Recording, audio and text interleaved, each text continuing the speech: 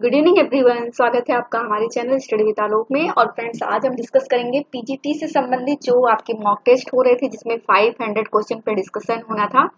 तो वो आपका प्रॉपर एक क्रम में चल रहा है, जिसमें ये 10 नंबर की आपकी सीरीज है, जहाँ पे 226 से लेके 250 तक के क्वेश्चन यहाँ पे आज सॉल्व किए जाएंगे। ठीक है, तो देखते हैं इसमें क्या कुछ इंपॉर्टेंट है। बीच में थोड़ा सा एक ब्रेक हो गया था क्योंकि हम लोग आउट ऑफ स्टेशन थे, तो इस वजह से चैनल पर जो है नहीं अपलोड किया जा सका आपका ये वीडियोज।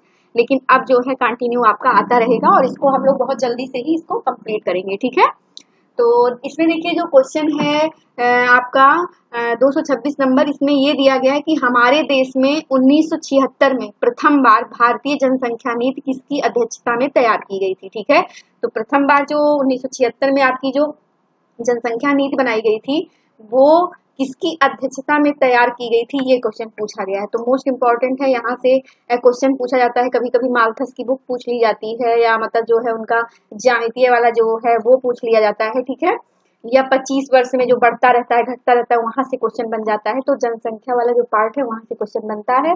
तो ये क्वेश्चन इंपॉर्टेंट है। तो इसमें क्या होगा, इसका करेक्ट आंसर ये बताना है। ठीक है, तो हमारे देश में 1976 में 1976 में प्रथम बार जो भारतीय जनसंख्या नीति किसकी अध्यक्षता में तैयार की गई थी, तो ये की गई थी फ्रेंड्स कर्ण सिंह की अध्यक्षता में। किसके? कर्ण सिंह की अध्यक्षता में। तो ऑप्शन जो बी है वो हमारा राइट आंसर हो जाएगा।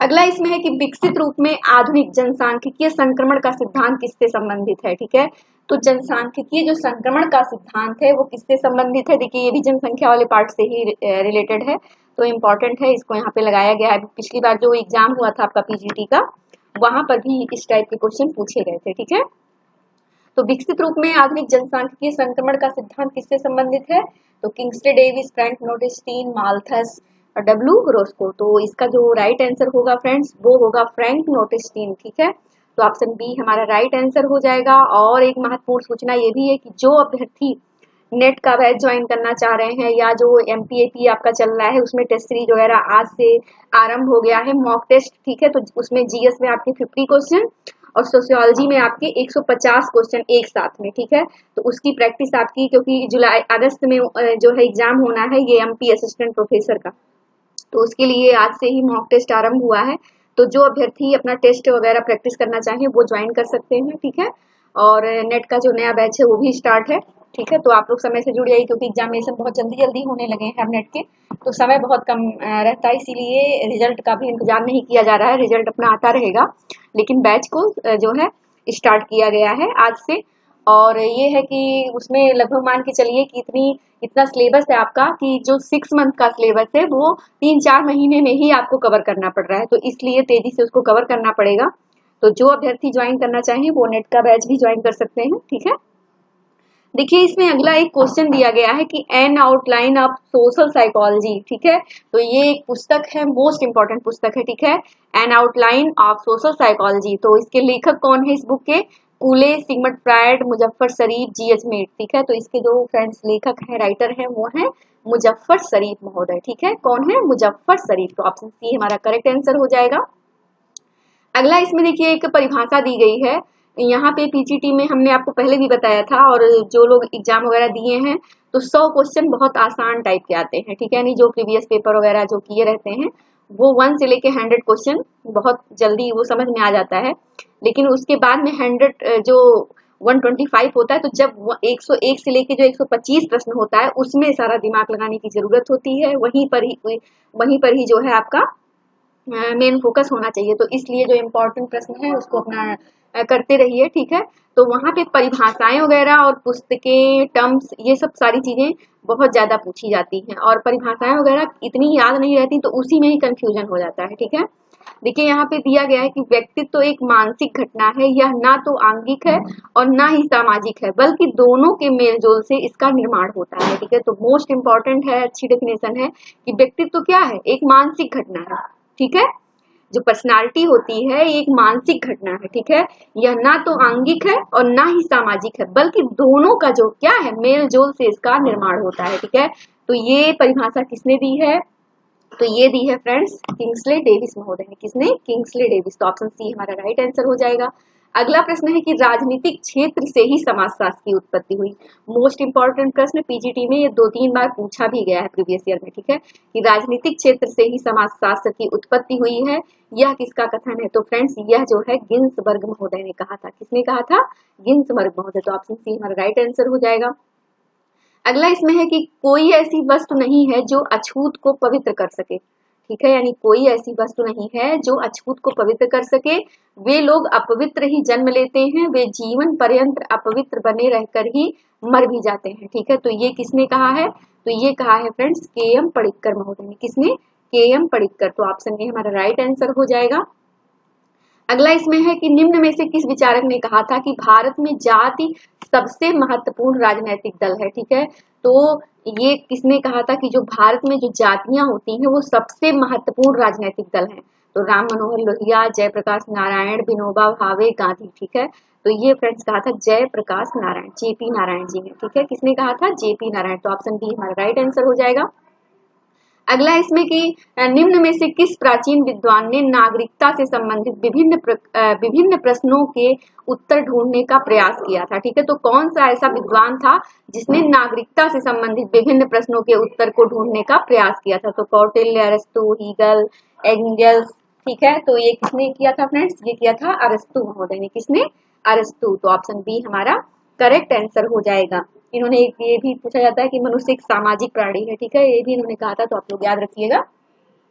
अगला इसमें कि सामाजिक अंतःक्रिया वह पारस्परिक प्रभाव है जो मनुष्य अंतः उत्तेजना तथा प्रक्रिया द्वारा एक दूसरे पर डालते हैं, ठीक है। तो जो अंतःक्रिया होती है वो क्या है? एक पारस्परिक प्रभाव होती है, ठीक है, जो मनुष्य अंतः उत्तेजना तथा प्रक्रिया द्वारा एक दूसरे पर क्या करते हैं? डालते हैं, ठीक है। तो ये किसकी डेफिनेशन है?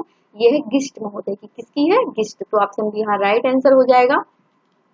अगला इसमें कि आधुनिक औद्योगिक समाज के लिए समिति शब्द का प्रयोग किया गया था। तो आधुनिक औद्योगिक समाज के लिए जो समिति शब्द का प्रयोग किया गया था वो किसके द्वारा किया गया था फ्रेंड? टानीज द्वारा। किसने किया था? टानीज द्वारा, ठीक है।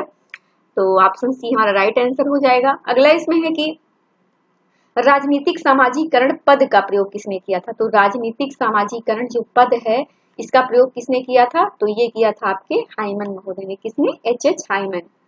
तो ऑप्शन ए हमारा राइट आंसर हो जाएगा। अगला इसमें है कि संपत्ति चोरी है, ये किसने कहा था कि जो संपत्ति होती है यह चोरी है? इस तरह की जो आलोचना की थी वो चिंतक कौन है? तो प्रूडहो, मैकियावेली, मैकलेनन या जेंक्स, ठीक है। तो संपत्ति जो है चोरी है या बुराई है, इस तरीके से करके आता है। तो ये आलोचना की थी किसने? प्रूडहो महोदय ने। किसने की थी? प्रूडहो महोदय ने। तो ऑप्शन ए हमारा राइट आंसर हो जाएगा। अगला इसमें है कि धर्म केवल सुनने अथवा मान लेने की चीज नहीं है। जब समस्त मन, प्राण, विश्वास एक हो जाएं तब हम उसे क्या कहते हैं? धर्म कहते हैं। तो बहुत ही जो है देखा जाए तो बहुत ही अच्छी बात कही गई कि धर्म क्या है? केवल सुनने अथवा मान लेने की चीज नहीं होती। जब हमारा मन, प्राण, विश्वास एक हो जाए तब हम उसे क्या कहते हैं? धर्म कहते हैं। तो किसने कहा? Doctor Radha Krishnan, Vivekananda, Max Muller, PV Kane. तो ये फ्रेंड्स कहा था डॉक्टर राधा कृष्णन, ठीक है। तो ऑप्शन ए हमारा राइट आंसर हो जाएगा। अगला इसमें कि हिंदू समाज में आश्रम व्यवस्था को मानसिक तथा नैतिक आधार प्रदान करने वाली संस्था ही पुरुषार्थ है, ठीक है।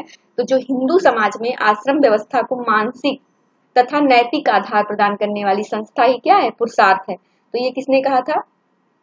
के.एम. कपाड़िया, पी.एन. प्रभु, डॉक्टर दुबे, डॉक्टर ललन जी गोपाल। तो ये कहा था फ्रेंड्स पी.एन. प्रभु जी ने, ठीक है। तो ऑप्शन बी हमारा राइट आंसर हो जाएगा। अगला इसमें है कि किस विद्वान ने लिखा है कि अच्छा क्या है यह सामूहिक अनुभव से निश्चित होता है। कोई भी दूसरों की तुलना में अच्छा है, इसलिए अच्छाई सामाजिक धारणा है, ठीक है। तो ये न्यू डेफिनेशन है कि किसने कहा कि अच्छा क्या है यह सामूहिक अनुभव से निश्चित होता है। कोई भी दूसरों की तुलना में अच्छा है, इसलिए अच्छाई क्या है? एक सामाजिक धारणा है। तो मैकाइवर, कार्नेजो, हाउस, वीरकांत, ठीक है। तो ये किसने कहा था फ्रेंड्स? ये कहा था कार्नेजो महोदय ने। किसने? कार्नेजो। तो ऑप्शन बी हमारा राइट आंसर हो जाएगा। चलिए अगले प्रश्न को देखते हैं। ये भी एक डेफिनेशन है कि हर सामाजिक संरचना में क्या है? संघर्ष का बीज छुपा होता है, ठीक है। जो सामाजिक संरचना होती है उसमें क्या होता है? संघर्ष का बीज छुपा होता है। ये किसने कहा? तो Karl Marx, Dahrendorf, Collins, Coser. तो ये कहा था फ्रेंड्स डेरेन डार्क मॉडल। तो ऑप्शन जो बी है वो हमारा राइट आंसर हो जाएगा। अगला इसमें कि किसने कहा कि शिक्षा मनुष्य को नम्र बना देती है। ठीक है, शिक्षा क्या है, वह मनुष्य को नम्र बना देती है। तो मोस्ट इंपॉर्टेंट है, बहुत अच्छी बात कही गई है कि शिक्षा क्या है, मनुष्य को नम्र बना देती है। Ross, Comte, Ruskin, Montaigne. ठीक है, तो ये किसने कहा है, ये कहा है रस्किन महोदय ने। किसने, रस्किन महोदय। तो ऑप्शन सी हमारा करेक्ट आंसर हो जाएगा। अगला इसमें है कि सामान्य व्यक्तियों के मन में लोकाचारों से बड़ा कोई न्यायालय नहीं है। तो सामान्य जो व्यक्तियों के मन में जो लोकाचार से बड़ा कोई न्यायालय नहीं, यानी जो हमारे नियम है, कानून है, ठीक है, वो क्या है, उससे बड़ा कोई न्यायालय नहीं होता। ठीक है, तो उपयुक्त कथन किसका है, मैकाइवर, बार्टोमोर, किंग्सले डेविस, लेपियर। ठीक है, तो ये किसने कहा है, ये कहा है किंग्सले डेविस महोदय। ठीक है, किंग्सले डेविस। तो ऑप्शन सी हमारा राइट आंसर हो जाएगा। इनकी एक बहुत इंपॉर्टेंट पुस्तक पूछी जाती है, ह्यूमन सोसाइटी। ठीक है, तो ध्यान रखिएगा आप लोग, ह्यूमन सोसाइटी पुस्तक किसकी है, किंग्सले डेविस की। ठीक है, तो ऑप्शन सी हमारा राइट आंसर हो जाएगा। अगला इसमें कि वैश्वीकरण विश्व चेतना को एक संपूर्ण के रूप में तीव्रता प्रदान करता है। तो मोस्ट इंपॉर्टेंट है कि वैश्वीकरण है वो विश्व चेतना को क्या करता है, एक संपूर्ण के रूप में तीव्रता प्रदान करता है। तो गिडेंस, रॉबर्टसन, डीएन धनाग्रे और एम फेराल्टी। तो किसने कहा था फ्रेंड्स, ये कहा था रॉबर्टसन महोदय। तो ऑप्शन बी हमारा राइट आंसर हो जाएगा। इंपॉर्टेंट प्रश्न है, आप लोग याद करके रखिएगा।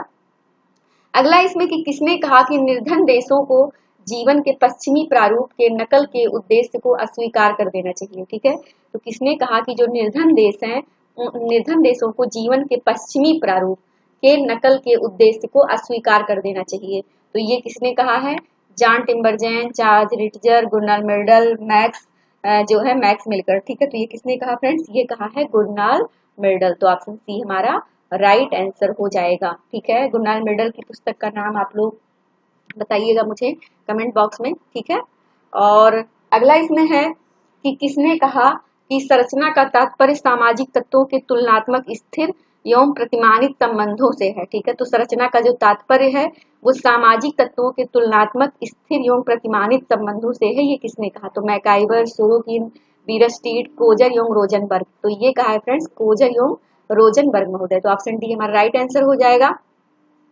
अगला है, पुस्तक पूछी गई है social mobility in industrial society. ठीक है, तो मोस्ट इंपॉर्टेंट पुस्तक है, किसकी है, लिप्सेट व बेनेडिक्ट महोदय की। ठीक है, तो कंफ्यूजन हो सकता है यहाँ पे सोरोकिन से, लेकिन इसीलिए इस पुस्तक को बनाया गया है। सोशल मोबिलिटी सिर्फ सोरोकिन की पुस्तक है, लेकिन जब इंडस्ट्रियल सोसाइटी जुड़ जाएगा तो ये लिप्सेट व बेनेडिक्ट के साथ में नाम आ जाएगा। ठीक है, अगला इसमें है कि उच्च तथा निम्न सामाजिक परिस्थितियों में गमन ही क्या है, सामाजिक गतिशीलता है। ठीक है, तो उच्च तथा निम्न सामाजिक परिस्थितियों में जो गमन है वही क्या है, सोशल मोबिलिटी है। तो ये किसने कहा, हर्टन Yong Hunt, fair child, feature, Sorokin. तो फ्रेंड्स ये कहा था हर्टन योंग हंट महोदय ने। किसने, हर्टन योंग हंट महोदय। तो ऑप्शन ए हमारा राइट आंसर हो जाएगा। अगला प्रश्न है कि किसने अपने संस्कृति संबंधी सिद्धांत में 21 यानी 21 प्रमुख सभ्यताओं का गहन अध्ययन किया था। किसने किया था, जो है ये संस्कृत संबंधी सिद्धांत में 21 प्रमुख सभ्यताओं का। तो मोस्ट इंपॉर्टेंट प्रश्न है, ये किसने किया था फ्रेंड्स, ये किया था टाइनबी महोदय। ठीक है, टाइनबी महोदय ने किया था। तो हमारा क्या हो जाएगा, ऑप्शन ए जो है वो करेक्ट आंसर हो जाएगा। इन्होंने अपने संस्कृत कल्चर वाले पार्ट में 21 प्रमुख सभ्यता का इन्होंने गहन अध्ययन किया था। तो मोस्ट इंपॉर्टेंट है। अगला इसमें जो लास्ट इस क्विज का जो प्रश्न है 10 नंबर, कि सामाजिक परिवर्तन क्या है, परस्पर निर्भरता पर आधारित संबंधों के संघर्ष का परिणाम है। ठीक है, तो जो सामाजिक परिवर्तन है ये परस्पर निर्भरता पर आधारित संबंधों के संघर्ष का परिणाम है। यह कथन किसका है, तो Max Weber, Karl Marx, Sorokin, Hegel. तो फ्रेंड्स ये जो कहा था कि सामाजिक परिवर्तन परस्पर निर्भरता पर आधारित संबंधों के संघर्ष का परिणाम है, तो ये कहा था कार्ल मार्क्स महोदय ने। ठीक है, तो ऑप्शन बी हमारा राइट आंसर हो जाएगा। फ्रेंड्स आज की जो 10 नंबर क्विज है वो यहीं पे फिनिश होती है। आशा है कि आपको वीडियो पसंद आएगी। वीडियो पसंद आए तो वीडियो को लाइक करें, चैनल को सब्सक्राइब करें।